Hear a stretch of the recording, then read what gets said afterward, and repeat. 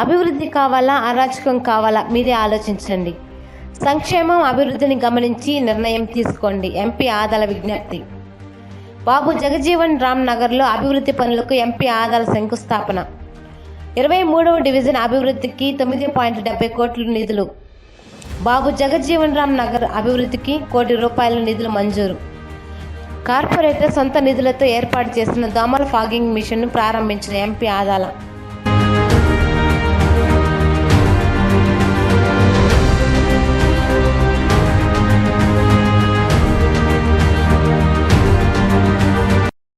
ప్రభాకర్ రెడ్డి గారు, ఆదాల ప్రభాకర్ రెడ్డి గారు ఈ డివిజన్, ఈ రూరల్ నియోజకవర్గానికి ఇన్ఛార్జిగా వచ్చినప్పటి నుంచే ఈరోజు డివిజన్లో అభివృద్ధి జరుగుతుంది.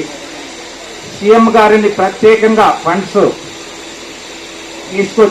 తీసుకొచ్చి ఈరోజు డివిజన్లో, ప్రతి డివిజన్లో వందల కోట్ల రూపాయలతో నియోజకవర్గం మొత్తం పనులు జరుగుతున్నాయంటే అది ఆదాల ప్రభాకర్ రెడ్డి గారికే సాధ్యం. ఆదాల ప్రభాకర్ రెడ్డి అంటే అభివృద్ధి ప్రదాత. వారు ఎక్కడుంటే అక్కడ అభివృద్ధి, ప్రశాంతత అవి ఉంటున్నాయి. ఆదాల ప్రభాకర్ రెడ్డి గారి వల్లే ఈ డివిజన్, ఈ నియోజకవర్గం బాగా అభివృద్ధి చెందుతుంది.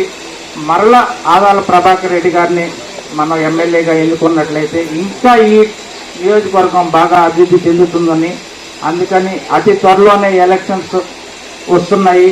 ఆ ఎలక్షన్లో జగన్మోహన్ రెడ్డి గారిని, అలాగే రూరల్ నియోజకవర్గంలో ఆదాల ప్రభాకర్ రెడ్డి గారిని ఆశీర్వదించి మళ్ళా గెలిపించి మన నియోజకవర్గాన్ని బాగా అభివృద్ధి చేసుకోవాల్సిందిగా కోరుతూ సెలవు తీసుకుంటాం. కల్లూరుపల్లి పోయే బ్రిడ్జి దగ్గర అదొకసారి పర్మిషన్ తీసుకోవాలా, అది ఒకసారి అన్నతో మాట్లాడించి చేపిస్తాం. అది కూడాను ఇక రోడ్లు అయితే ఆల్మోస్ట్ అయిపోతాయి.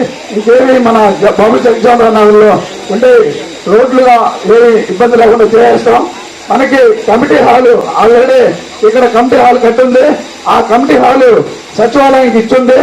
పైన ఈ సచివాలయం వాడుకున్న తర్వాత ఇక్కడ ఉండే వాళ్ళందరూ ఏంటంటే మనకి ఈ కమిటీ హాలు ఇబ్బందిగా ఉంది. తర్వాత దానిపైన ఒక కమిటీ హాలుగా ఏర్పరిచి చేయాలని అందరూ కోరారు. అది అన్న దృష్టికి తీసుకొస్తున్నాము.